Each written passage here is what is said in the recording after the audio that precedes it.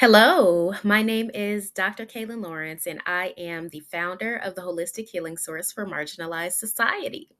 So, I am going to go ahead and get into this presentation. Let me go ahead and share my screen. Thank you for joining us.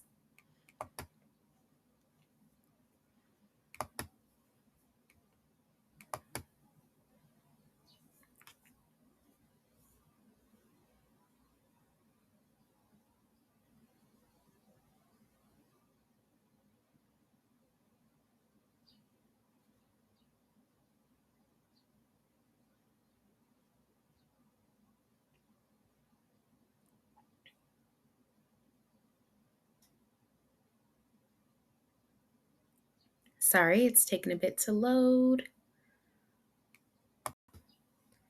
All right, slideshow mode.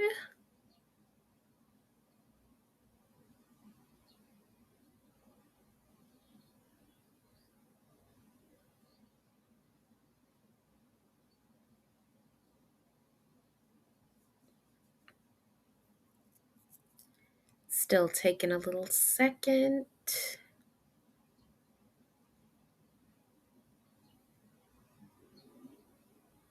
All right. Be the change, how leaders from marginalized populations can drive progress in their field.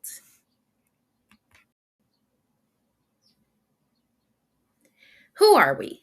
So, as you know, the Holistic Healing Source for Marginalized Society is a mission driven initiative focused on advancing the mental and spiritual health of underserved and oppressed groups through our free educational resources, virtual supports, highly affordable professional trainings and certifications, as well as collaborative partnerships with agencies, human services organizations, governments, nonprofits, schools, and businesses. We specialize in inclusive, integrative mental health programming, content, and research that is both faith based, non denominational, and evidence backed to drive life changing results. Our mantra is comprehensive counseling, coaching, and community cultivation, where the mind, heart, and spirit connect, strategically aiming to positively impact lives in their entirety, not just one specific area. If you'd like to learn more about us, visit holistichealingsource.org. So, who are systemically marginalized professionals?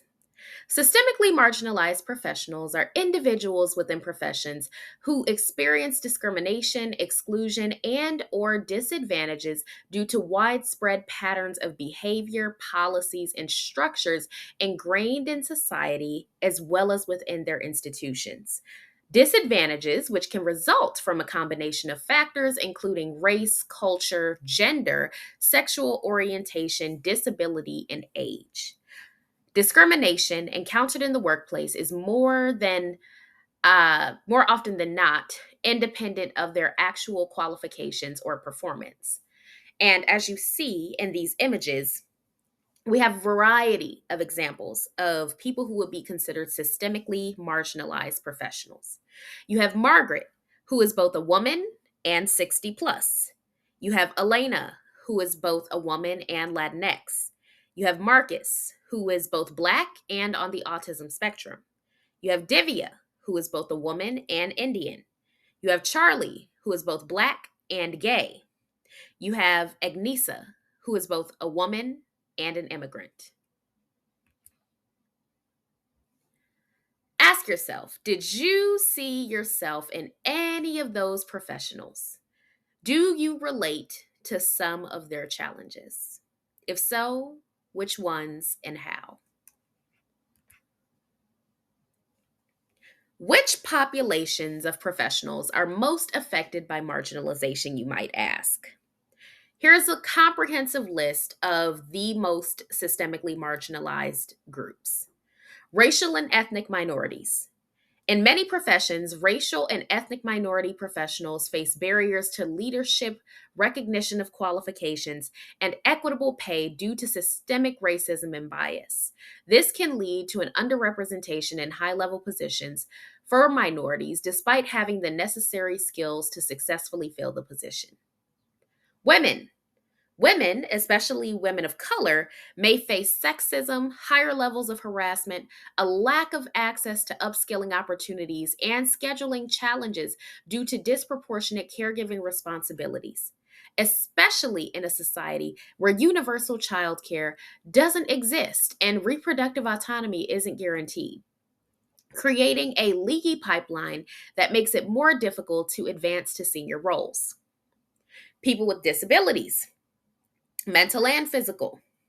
Individuals with disabilities may face barriers to employment and career development stemming from inaccessible workplaces, lack of flexibility or accommodation or comprehensive health benefits, or a lack of recognition of their skills and experience.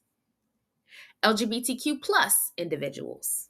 LGBTQ plus professionals may experience homophobia or transphobia, bias, and discrimination that creates barriers to career advancement, stability, and inclusion within a profession. Lastly, noticeably younger or older candidates. Ageism can affect both noticeably younger and older candidates in different ways. Younger candidates are often pigeonholed into more junior roles or are completely rejected despite significant education and or experience to demonstrate competency.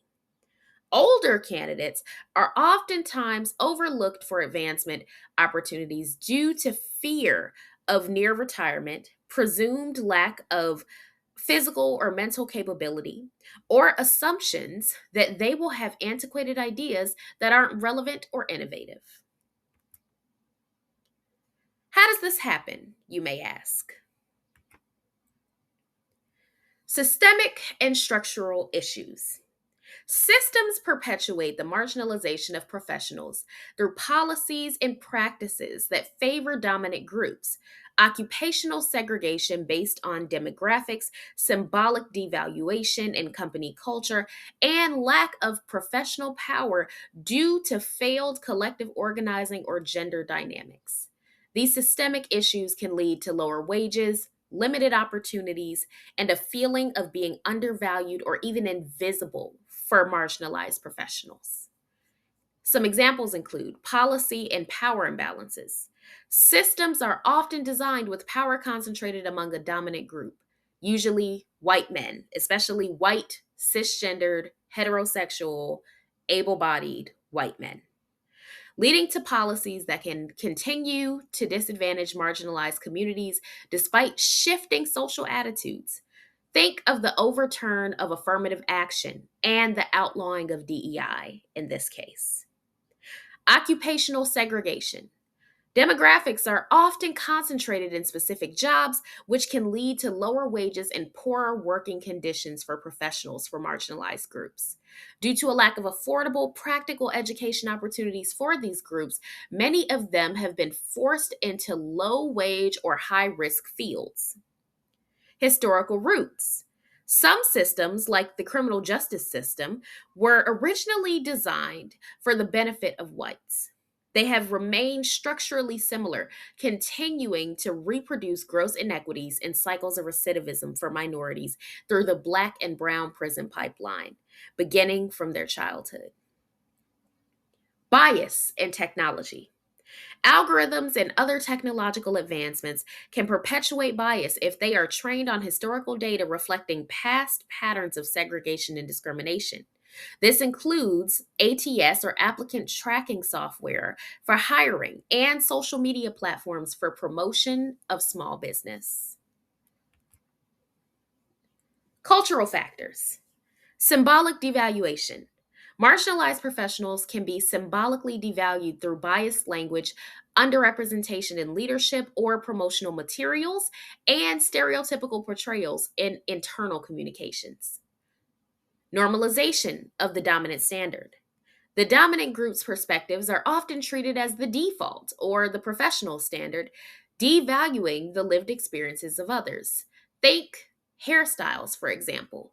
People of African descent, Black people with kinky textured hair, 3C on, down, they oftentimes, prior to maybe about 10 to 15 years ago, prior to the passing of the Crown Act, couldn't freely wear their hair in locks or afros. in a lot of corporate white spaces because it was seen as inappropriate, unkempt, because their hair texture is different than that of whites. Why is that considered unkempt or inappropriate? The answer is it's not, it's just anti Black. So that is an example of the normalization of the dominant standard. Prejudice. Issues like xenophobia, Islamophobia, and fear of diversity can result in employers directly or indirectly creating an exclusive workplace. Lack of representation and alliance. This is a really important one. Underrepresentation in leadership and other positions means that those with power may not fully understand the challenges faced by marginalized colleagues. It also means that marginalized professionals tend to have their own networks and work harder to form partnerships with others who would be beneficial career wise. People tend to offer job opportunities and conduct business with those whom they've connected with, like, and trust. So, this is a major factor in elevation for people. Think of the old saying, it's not always what you know, but who you know. Industrial factors. Weak collective organizing. Some professions lack powerful organized associations for representation, certification, and field recognition, leaving them with less power compared to other professions. Collective organizing can directly impact laws and regulations at the local, regional, and national levels. Gender dynamics. Traditionally male dominated fields such as tech, medicine, finance, and law have accumulated more power, money, and status than fields with a higher proportion of women, such as education, hospitality, administrative support, and retail. Even those, or even when those fields have a greater number of practitioners, that still does not make a difference. Inadequate professionalization. The process of forming a professional identity can be hindered when marginalized individuals feel that the standards created by a dominant group devalue their own experiences, and this happens often. A lack of trust. When marginalized groups are not meaningfully consulted during policy implementation or evaluation, it can perpetuate distrust and weaken accountability. So, what is the overall impact of this? Here are some direct impacts of professional marginalization. Wages. Whites, especially white men, out earn every other race across almost every industry, regardless of qualification or performance. Men, when compared to women of the same race, out earn women in almost every field, regardless of qualifications. Minorities with disabilities earn the least across most industries. Again, regardless of experience, education, or their overall resume. Home ownership. Whites have the highest rates of home ownership when compared to every other race. Men have higher rates of home ownership than women. Singles with disabilities have very low home ownership rates due to the lack of financial security. Retirement. Whites have the highest likelihood of retirement by age 65. Minorities disproportionately pass away before being able to fully retire from the workforce. Whites have the highest number of and cash value of retirement accounts such as 401ks, pensions, and Roth IRAs. Members of the LGBTQ plus community often retire at much later ages due to systemic factors and lack of familial support or access to generational wealth, especially in conservative areas. Lastly, education. Despite women, especially those of color, having higher rates of college completion than men, they are less likely to be fairly financially compensated for their education and experience. High paying vocational fields that require less formal education and offer hands on training options are heavily male dominated and usually are manual labor intensive, making trades a less accessible option for women and or people with disabilities.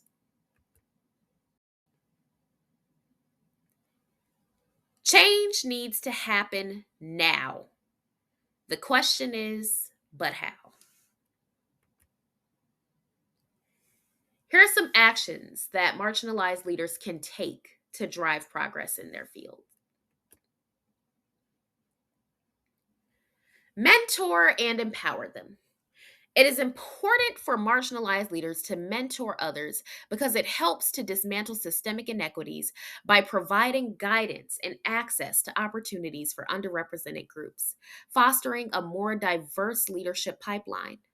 Mentoring from a leader who shares similar identities can also help reduce imposter syndrome and build confidence in mentees, while simultaneously developing the leader's own skills like empathy and coaching.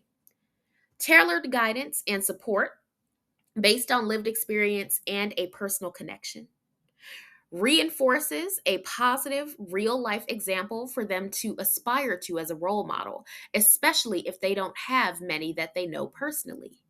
And it boosts confidence and expands their vision for themselves in the world.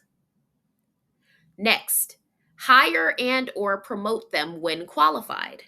It is important for marginalized leaders to hire or promote other marginalized employees to foster a culture of inclusivity and equity, which can lead to increased innovation, better decision making, and higher employee engagement and retention. This practice helps dismantle systemic barriers to advancement, creates a sense of belonging for employees from similar backgrounds, and ensures that diverse perspectives are represented at all levels of leadership. This promotes equity and helps balance the scales of systemic oppression for underserved populations, closing the opportunity gap. It provides a range of perspectives in leadership that strengthen innovation and creativity. Foster an inclusive culture in your workspace. It is important for marginalized leaders to foster an inclusive culture in the workplace because it ensures that everyone feels welcome in your place of work, regardless of color, gender, sexuality, heritage, or other demographics. Celebrating yearly observances, creating targeted employee resource groups, and offering tangible support for underserved demographics is a great way to start. This fosters a sense of belonging and psychological safety for all employees. It creates a communal vibe in the workplace that encourages stronger relationships and collaborations among employees. And it reduces prejudices and biases among employees who may not have been exposed to people of varying marginalized populations before. Volunteer for or donate to organizations that specifically serve those demographics. This is an opportunity to provide authentic leadership, build trust, and create a sense of community and belonging. Their involvement helps amplify marginalized voices, build capacity, and ensure that services are developed and delivered in a way that truly understands and addresses the community's unique needs. This direct engagement not only empowers the community, but also fosters greater understanding, empathy, and collaboration both within and outside of said community. It demonstrates a commitment to the cause.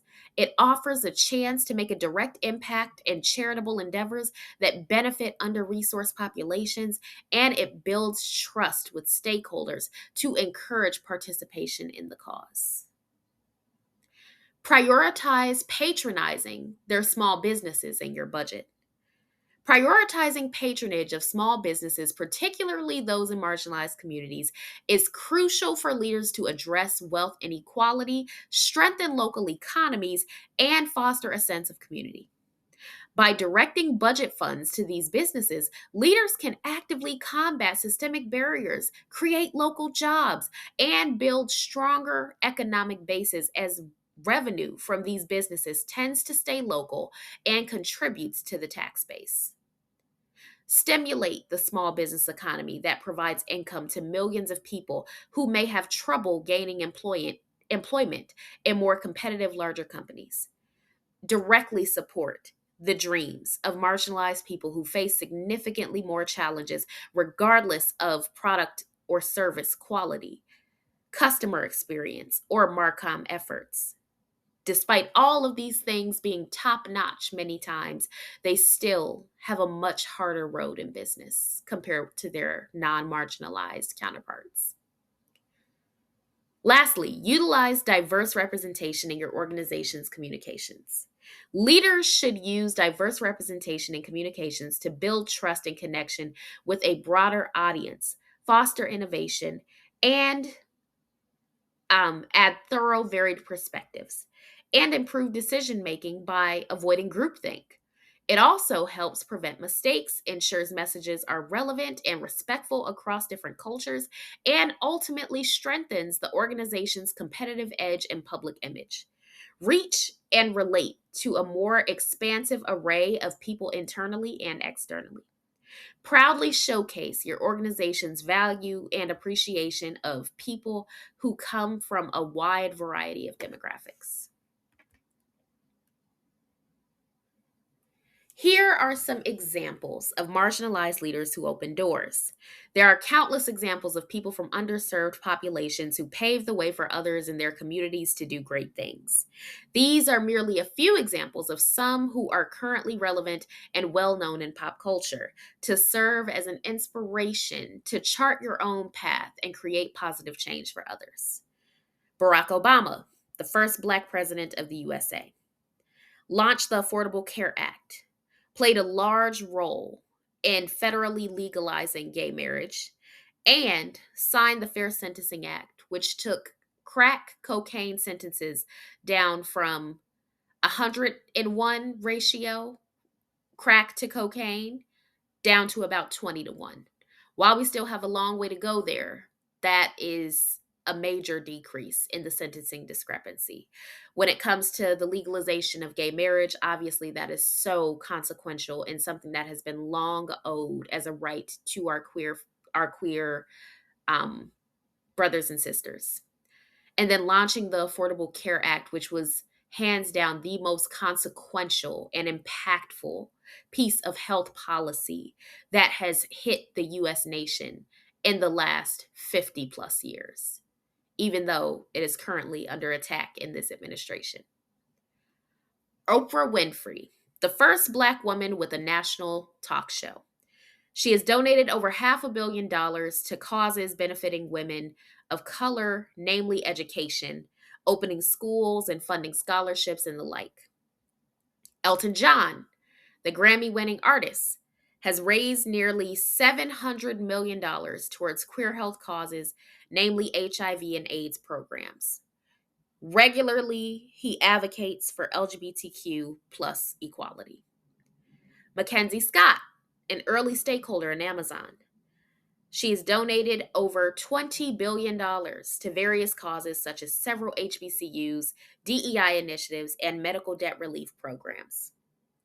Kamala Harris, the first female vice president of the USA, served as the tie-breaking vote for the historic Inflation Reduction Act, climate, and the bipartisan infrastructure law, roads, bridges, and rails as a VP. And she championed legal system reform as California Attorney General.